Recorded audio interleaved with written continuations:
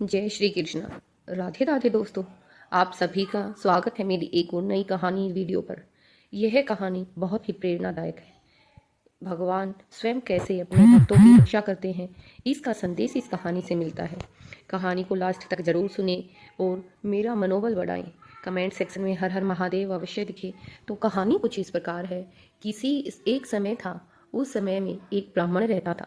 वह भगवान भोलेनाथ का परम भक्त था। भगवान भोलेनाथ की भक्ति किया करता था, लेकिन कभी भी भगवान भोलेनाथ से कुछ नहीं मांगता था।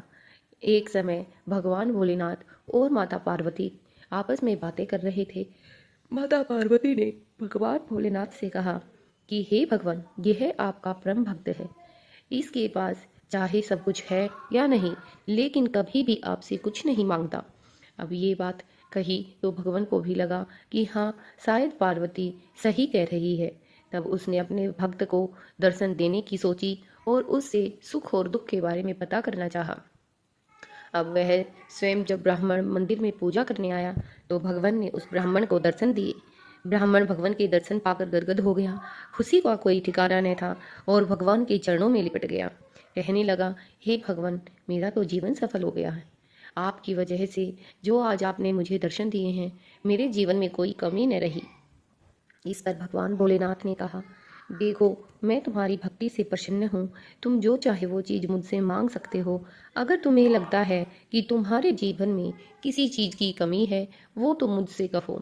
तब ब्राह्मण की पत्नी भी वहाँ आ गई थी और जब ब्राह्मण की पत्नी ने ब्राह्मण और भोलेनाथ की आपस में हो रही चर्चा को सुना तो उसने भी भागकर वहाँ भगवान भोलेनाथ से कहा, हाँ भगवान, हमने आपकी पूजा की, लेकिन आपने हमें एक सुख नहीं दिया।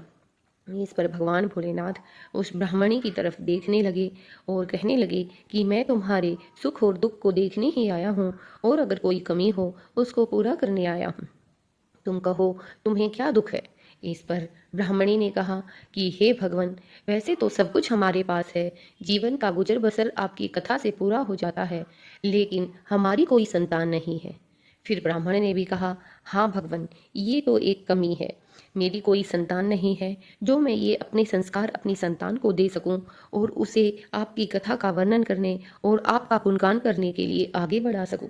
इस पर भगवान भोलेनाथ ने कहा, देखो, मैं तो वही वरदान देता हूँ जो मेरे वश में होता है और संतान देना लेना मेरे वश का नहीं है। यह सब अपने अगले और पिछले कर्मों का खेल होता है। इस पर ब्राह्मणी ने कहा, हे भगवान, आप तो देवों के देव महादेव हैं। आप तो जो चाहे वो दे सकते हैं। फिर अगर आपको संतान देना ही नहीं तो आप हमारे पास आए ही क्यों थे। फिर भगवान भोलेनाथ ने कुछ सोचा और ब्राह्मण से कहा, ठीक है, मैं तुम्हें संतान देने के लिए तैयार हूँ, लेकिन उसमें मेरी एक शर्त है। इस पर ब्राह्मण ने कहा, कैसी शर्त भगवान। तब भगवान भोलेनाथ ने कहा कि मैं तुम्हें संतान तो दूंगा, लेकिन तुम्हें बताना पड़ेगा तुम्हें कैसी संतान चाहिए। इस पर ब्राह्मण सोचने लगा और कहने लगा कि भगवान, मैं तो साफ नेक दिल और विद्वान संतान ही चाहता हूँ। इस पर भगवान ने कहा कि नहीं, पहले मेरी सुनो। मैं तुम्हें संतान दूंगा। अगर तुम्हें विद्वान संतान चाहिए, संस्कारी संतान चाहिए, तो उसका जीवन केवल 5 वर्ष रहेगा और अगर तुम्हें कुपुत्र चाहिए तो तुम्हें 100 वर्ष के लिए मिलेगा। अब तुम सोच लो, तुम्हें सुपुत्र चाहिए या कुपुत्र चाहिए। अब ब्राह्मण सोचने पड़ गया। अगर सुपुत्र मांगता हूँ तो बस केवल 12 वर्ष ही वो जिंदा रहेगा।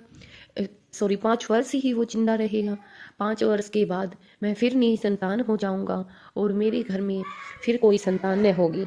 फिर उसने सोचा, अगर मैं कुपुत्र मांगता हूँ तो वो जीवित तो रहेगा, लेकिन न जाने वो क्या क्या कुकर्म करेगा। 100 साल तक मुझे और इस संसार में जितने भी पाप करेगा वो सब अगर असहनीय हुए तो मैं क्या करूँगा। ये सब सोचते सोचते ब्राह्मण ने भगवान भोलेनाथ से कहा, हे भगवान, जो होगा देखा जाएगा। आज तक भी आपका दिया हुआ ही सब कुछ मेरे पास था, आगे भी वही रहेगा, पर आप मुझे सुपुत्र ही दीजिए। मुझे एक विद्वान संतान ही चाहिए। तब भगवान भोलेनाथ ने कहा, ठीक है, तथास्तु। ये कहकर भगवान भोलेनाथ वहाँ से अंतर्ध्यान हो गए और अपने लोक में चले गए। अब वो लड़का कुछ समय बाद ब्राह्मण के घर में किलकारी गूंजी। एक सुंदर भव्य मुख वाले पुत्र ने उनके घर में जन्म लिया। और ब्राह्मण और ब्राह्मणी ना तो ज़्यादा खुश थे और ना ही दुखी, लेकिन अपनी संतान को पालन पोषण करते, उसके खूब लाड लड़ाते। ऐसे ही धीरे धीरे समय बीतता गया। ब्राह्मण ने अपने पुत्र को 5 वर्ष में ही शिक्षा का ज्ञान करा दिया था, जिसमें भगवान की भक्ति कैसे होती है ये सब चीज़ें बता दी थी। अब उसके जीवन का आखिरी वर्ष और आखिरी महीना चल रहा था। इस महीने के भी 10 दिन जा चुके थे और वह ब्राह्मण अपने पुत्र को प्रतिदिन लेकर भगवान भोलेनाथ के मंदिर जाया करता था। अब बस उसके जीवन में 3 दिन ही शेष बचे थे, तो ब्राह्मण उस दिन अपने पुत्र को लेकर भगवान भोलेनाथ को स्नान कराकर वहाँ बड़े ही दुखी मन से बैठा था। तभी वहाँ पर एक विद्वान आया और विद्वान ने कहा कि क्या हुआ, तुम इतने दुखी क्यों हो। तब ब्राह्मण ने अपने मन की बात उस विद्वान से कही कि मेरे पुत्र को तो बस 3 दिन बाद ये संसार छोड़कर जाना पड़ेगा। इस पर विद्वान ने कहा, नहीं, मैं तुम्हें एक उपाय बताता हूँ, अगर तुम उसको कर लोगे तो शायद तुम्हारा पुत्र हमेशा तुम्हारे पास रहे। भगवान भोलेनाथ ऐसे ही हैं, ना जाने कब छप्पर फाड़ के देते हैं। इस पर ब्राह्मण ने कहा, मैं तो हर तरह का कार्य करने को तैयार हूँ, बस मुझे तो मेरा पुत्र जीवित चाहिए। ये कहकर ब्राह्मण ने उस विद्वान से पूछा, तो विद्वान ने बताया कि तुम इसे किसी साफ आत्मा वाले मनुष्य से चिरंजीवी भवे का आशीर्वाद दिलाओ। अब ब्राह्मण ने कहा, अब ऐसे समय में साफ दिल इंसान भला कहाँ हो सकता है। सबके पास अपनी अपनी कोई न कोई समस्या है। अगर भगवान के मंदिर भी आते हैं तो कुछ ना कुछ मांग कर ही जाते हैं, फिर इसमें भला साफ दिल इंसान कहाँ से मिलेंगे। लेकिन ब्राह्मण ने सोचा कि वैसे भी 3 ही दिन बचे हैं, ये कार्य करने में कोई दुख भी नहीं है। फिर वह अपने पुत्र को लेकर गंगा नदी की तरफ चल पड़ा और वहाँ अपने पुत्र को खड़ा कर दिया और अपने पुत्र को कहा कि हे पुत्र, तुम यहाँ से चाहे कोई भी आए कोई भी जाए, सबका आशीर्वाद प्राप्त करना, सबके चरण स्पर्श करना। इस पर पुत्र ने अपने पिताजी से हामी भरी और वह वहाँ पर जाने वालों के पैर छूने लगा।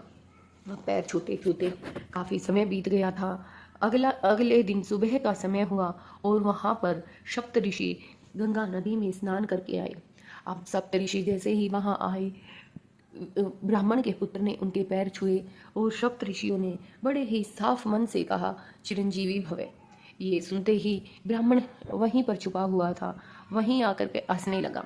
अब ब्राह्मण को हंसता देखकर सप्तऋषि बोले, हे ब्राह्मण, तुम क्यों हंस रहे हो। हमने तो इस बालक को चिरंजीवी भवे का आशीर्वाद दिया है, फिर भला इसमें क्या गलती है।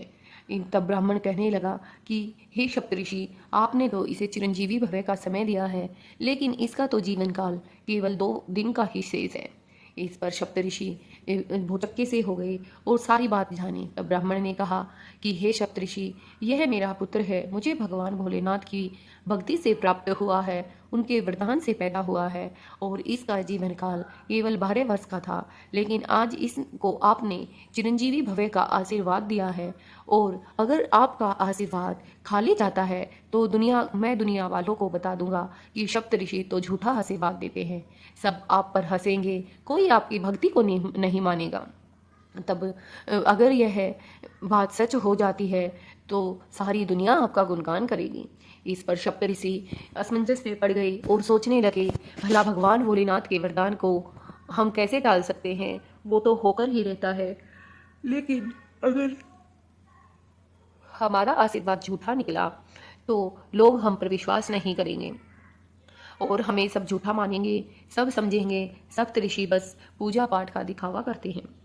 ये सोचकर सप्तऋषि ने ब्राह्मण से कहा कि सुनो ब्राह्मण, हमें तुम्हारा पुत्र चाहिए, तुम घर चले जाओ और अपने पुत्र को यहीं छोड़ जाओ। इस पर ब्राह्मण ने कहा, ठीक है, जैसा आप लोगों को ठीक लगे मैं वैसा ही करता हूँ, आपकी जैसी मर्जी हो वैसा करो। ये कहकर ब्राह्मण अपने पुत्र को वहीं पर छोड़कर घर चला गया। अब सप्तऋषि सोचने लगे कि क्या किया जाए, कैसे इस बात से छुटकारा पाया जाए। फिर सप्तऋषि भगवान ब्रह्मा जी के पास जाने की सोची और अपने साथ उस ब्राह्मण के लड़के को भी ले गए। अब जैसे ही वो ब्रह्मा जी के पास पहुंचे, ब्रह्मलोक में पहुंचकर उन्होंने सबसे पहले ब्रह्मा जी के पैर छुए, चरण स्पर्श किए। ब्रह्मा जी ने कहा चिरंजीवी भवे, और फिर उस लड़के ने भी साथ में ब्रह्मा जी के पैर छुए। जैसे ही उस लड़के ने ब्रह्मा जी के पैर छुए, ब्रह्मा जी ने कहा चिरंजीवी भवे। ये बात सुनते ही सप्तऋषि हंसने लगे। अब ब्रह्मा जी सोचने लगे कि मैंने ऐसा क्या बोला जो ये सब हंस रहे हैं, और क्या मैंने कोई गलती की है। तब ब्रह्मा जी ने सप्तऋषियों से पूछा, हे सप्तऋषि, आप लोग क्यों हंस रहे हो। इस पर सप्तऋषियों ने कहा कि हे भगवान, हम तो आपके पास अपनी द्विधा को कहने आए थे, और उसी द्विधा में शायद आप भी पड़ चुके हो। ये सुनकर ब्रह्मादेव जी की उत्सुकता और भी जागी, और उन्होंने पूछा, ऐसा क्या हुआ, तुम मुझे विस्तार में बताओ। तब सप्तऋषियों ने ब्राह्मण और उसके पुत्र की सारी बात बता दी, और कहा कि हम तो इस बात से भयभीत थे कि हमारा आशीर्वाद अगर झूठा गया तो कोई भी हम पर विश्वास नहीं करेगा, सारे संसार में हमारी थू थू हो जाएगी। इसका हम हल ढूंढने के लिए आपके पास आए थे, लेकिन अब अगर इसका कोई हल न हुआ तो हम तो बता देंगे कि ब्रह्मा जी का आशीर्वाद भी झूठा है। उन्होंने भी इस लड़के को चिरंजीवी भव्य का आशीर्वाद दिया है, और ये कहा है कि फिर भी यह आशीर्वाद झूठा गया। इस पर ब्रह्मा जी भी असमंजस में पड़ गए और सोचने लगे कि हाँ, बात तो तुम्हारी सही है, अब क्या किया जाए। ये सोचकर ब्रह्मा जी ने सप्तऋषियों से कहा कि इसका तो कोई हल मेरे पास नहीं है, लेकिन चलो हम लोग विष्णुदेव के पास चलते हैं, शायद वहां से हमें कोई हल मिल जाए। ये सोचकर ब्रह्मा जी सप्तऋषि उस ब्राह्मण के लड़के को लेकर भगवान विष्णु की शरण में गए। अब भगवान विष्णु की शरण में क्षीर सागर में पहुंचकर भगवान विष्णु से सैया पर लेटे थे। जाते ही सबसे पहले ब्रह्मा जी ने भगवान विष्णु को प्रणाम किया, सप्तऋषियों ने पैर छुए, और उस लड़के ने भी पैर छुए। इस पर भगवान विष्णु ने उन सबको चिरंजीवी भवे का आशीर्वाद दिया। कहा चिरंजीवी भवे, चिरंजीवी भवे, चिरंजीवी भवे। इस पर सप्तऋषि और ब्रह्मदेव हंसने लगे। तब उन्होंने उन सब से हंसने का कारण पूछा, तो उन्होंने सारी व्याख्या कह सुनाई। कहा कि इसी आशीर्वाद में हम भी फंसे हुए हैं, और आप भी उसी में पड़ गए। इस पर भगवान विष्णु ने कहा कि अच्छा, भगवान भोलेनाथ का दिया हुआ वरदान अब हम लोग कैसे टाल सकते हैं, वो तो होकर ही रहता है। इस पर ब्रह्मदेव जी कहने लगे कि हे भगवान, अगर ऐसा हो गया तो हमारा कौन मानेगा, हम तो सबके सामने झूठे ही पड़ जाएंगे, लोग हमारी पूजा नहीं करेंगे। ये सोच सुना तो विष्णु भगवान ने कहा, हाँ, बात तो तुम्हारी सही है, मैं इसका कुछ करता हूँ। तुम लोग एक काम करो, इस लड़के को यहीं छोड़कर अपने अपने लोक को लौट जाओ। फिर सप्तऋषि अपने लोक को चले गए और ब्रह्मदेव अपने लोक को चले गए, और वह बालक वहीं पर रुक गया। अब भगवान विष्णु ने उस बालक से कहा कि हे बालक, तुम जाओ, और एक ही दिन शेष बचा है, तो ऐसा करो कि तुम वहाँ पर आसन लगाकर बैठ जाओ और ओम नमः शिवाय का जाप करते रहना। अगर कोई तुम्हें बोले या तुम्हें लेने को आए तो तुम डरना मत, तुम बड़े ही उच्च स्वर में ओम नमः शिवाय का जाप करते रहना। वह लड़का बैठ गया आसन लगाकर, और बिना कुछ खाए पिए ओम नमः शिवाय, ओम नमः शिवाय, ओम नमः शिवाय का जाप करने लगा। अब वह उच्च स्वर में जाप कर रहा था, तो भगवान भोलेनाथ के कानों में एक छोटे बालक के द्वारा इतनी कठोर भक्ति कर रहे थे, इसका सवर गया। वह देखकर मन ही मन खुश हो रहे थे। अगले दिन भगवान भोलेनाथ अपने भक्त को दर्शन देने के लिए आए। जैसे ही भगवान भोलेनाथ वहाँ उस छोटे बालक के सामने प्रकट हुए, उसी समय देव यमलोक से उस बालक को लेने के लिए वहाँ पर यमदूत भी आ गए। अब भगवान भोलेनाथ ने जब यमदूत को देखा तो कहा कि मेरे भक्त को लेने के लिए तुम क्यों आए हो। तब यमदूतों ने कहा, हे भगवान, जैसे आपका काम इस संसार में लोगों को भेजना है, वैसे ही हमारा काम वहाँ से लोगों को लेकर जाना है, इसीलिए अब इसका जीवन काल पूरा हुआ और हम इसको लेने के लिए आए हैं।